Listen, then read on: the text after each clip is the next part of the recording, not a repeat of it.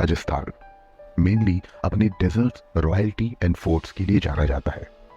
लेकिन जब बात इसके फोर्ट्स और पैलेसेस की आती है, जो अभी भी आकर्षक है, तो एक जगह है जो इसे पूरी तरह से बदल सकती है।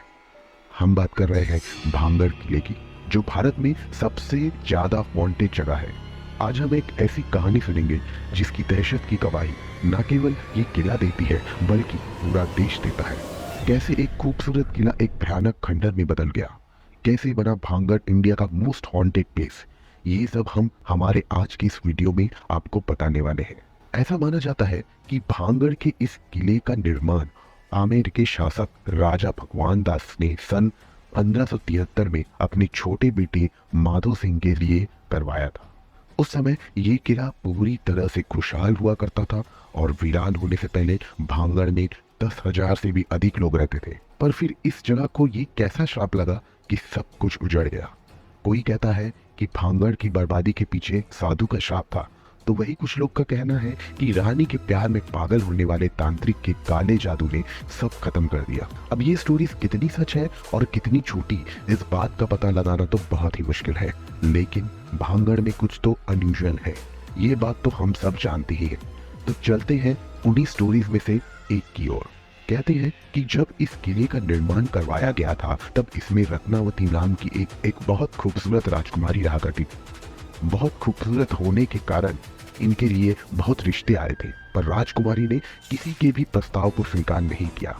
एक दिन रत्नावती अपनी सहेलियों के साथ भांगड़ के बाजार में घूमने चली गई। बाजार में वो इत्र की दुकान पर रुकी और वहां से अपने लिए इत्र खरीदने लगी। वहीं कुछ दूरी पर खड़े सिंघिया सेवड़ा नाम के एक तांत्रिक की नजर राजकुमारी पर पड़ी और उसी पल उसने अपने मन में यह तय कर लिया था कि वो राजकुमारी को किसी भी कीमत पर हासिल करके रहेगा। सिंधु ने देखा कि राजकुमारी अपने लिए इत्र खरीद रही थी, तो उसने उनकी इत्र की शीशी पे काला जादू कर दिया, जिसे होगा ये कि जब राजकुमारी उस इत्र को यूज करेगी तो वे उस तांत्रिक के वश में आ जाएगी। लेकिन इससे पहले कि उसकी गंदी चाल काम कर पाती, राजकुमारी रत्नावती को उसकी चालाकी की भनक लग गई और उसने उस इत्र को पास के एक विशाल शिलाखंड पर फेंक दिया।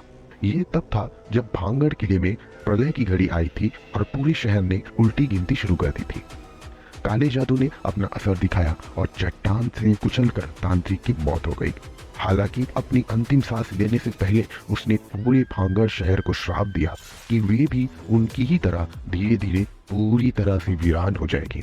उसके डरावने अंतिम शब्दों को सही साबित करते हुए अगले वर्ष ही भांगड़ के शासक को एक दुश्मन के हाथों एक विनाशकारी हार का सामना करना पड़ा।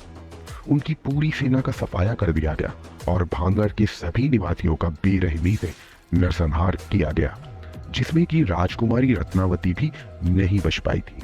और कहते हैं कि इस खतरनाक कत्लेआम के बाद से ही यह भूतों का भांगड़ बन गया और उस नरसंहार में मारे गए मासूम लोगों की आत्माएं किले के अंदर ही भटकने लगी। दरअसल किले के आसपास रहने वाले लोगों को अंदर से अजीब अजीब आवाजें आती थी और साथ ही किले की तरफ जाने वाले लोगों के गायब होने की घटनाएं भी अक्सर सुनने को मिलती रहती थी। और दोस्तों, इन सभी चीजों के चलते ही किले के आसपास रहने वाले लोगों ने भी अपनी बस्तियां छोड़कर दूसरी जगह पर रहना शुरू कर दिया और देखते ही देखते यह किला और उसके आसपास का इलाका पूरी तरह से वीरान हो गया। वही एक कहानी ये भी कहती है कि जिस समय किला बनाया जा रहा था, तब इस किले के जमीन के पास ही बाबा बालकनाथ नाम के एक साधु रहा करते थे। उनकी भांगड़ में बहुत मान्यता भी थी। तो राजा ने भांगड़ का किला बनवाने से पहले उस साधु से पूछा, तो बाबा ने किला बनवाने की आज्ञा तो दे दी, पर एक शर्त रखी थी कि किले को इतना ऊंचा ना बनाए कि परछाई बाबा की कुटिया तक पहुंच जाए। और राजा ने यह शर्त सुनकर स्वीकार भी कर लिया था, पर अफसोस ऐसा हो नहीं पाया। और जब यह किला बनकर तैयार हुआ तो उसकी परछाई बाबा बालकनाथ की कुटिया तक पहुंच गई और इससे अत्यंत क्रोधित होकर बाबा ने राजा और पूरे भांगड़ को श्राप दे दिया कि यहाँ कभी भी बसावट नहीं हो पाएगी। और दोस्तों, बहुत से लोग यह भी मानते हैं कि भांगड़ के किले की यह हालत बाबा बालकनाथ की उसी श्राप की वजह से हुई है। उसी वजह से आज तक भांगड़ के आसपास किसी भी घरों पे छत है ही नहीं, और अगर कोई छत बना लेता है तो कुछ ही समय में वो छत ढह जाती है। आज भी हर सवेरे भांगड़ों के बाजार के खंडरों में चूड़ियों, सिंदूर, इत्र, मिठाई फैली हुई मिलती है। ऐसा माना जाता है कि आज भी हर रात बाजार लगता है। कौन लगाता है पता नहीं, कौन घूमने आते हैं यहाँ ये भी पता नहीं। आज भी जब कोई किले में घुसते हैं तो आपको एक अलग सा एहसास होने लगता है। कई बार तो ऐसा भी हुआ है कि बहुत से लोगों को भांगड़ में घूमते हुए बहुत बार ऐसा लगा है कि कोई उनको फॉलो कर रहा है। लोग ऐसा भी कहते हैं कि कभी लगता है कि कोई उनको आवाज़ दे रहा है, तो कभी लगता है कि उनको कोई कॉन्स्टेंटली देख रहा है। सरकार ने भी भांगड़ में सूरज ढलने के बाद एंट्री पर रोक लगा दी है। वैसे वजह चाहे जो भी रही हो, लेकिन इतना जरूर है कि इस किले को बुतहा बनाने में हमारी सरकार का भी काफी हाथ रहा है। दरअसल कानून में भूत, प्रेत, पिशाच और बुरी आत्मा जैसी किसी भी चीज को कोई जगह या फिर मान्यता नहीं दी गई है और आज तक किसी भी कोर्ट ने अपना कोई भी फैसला भूत प्रेत को ध्यान में रखकर नहीं सुना है।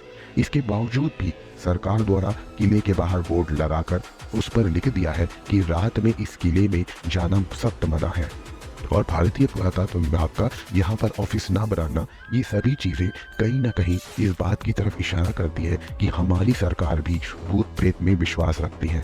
वैसे आपको क्या लगता है, ये किला सच में भूता है या नहीं? और क्या आप लोग भूत प्रेत आदि में विश्वास रखते हैं? हमें कमेंट करके जरूर बताइएगा।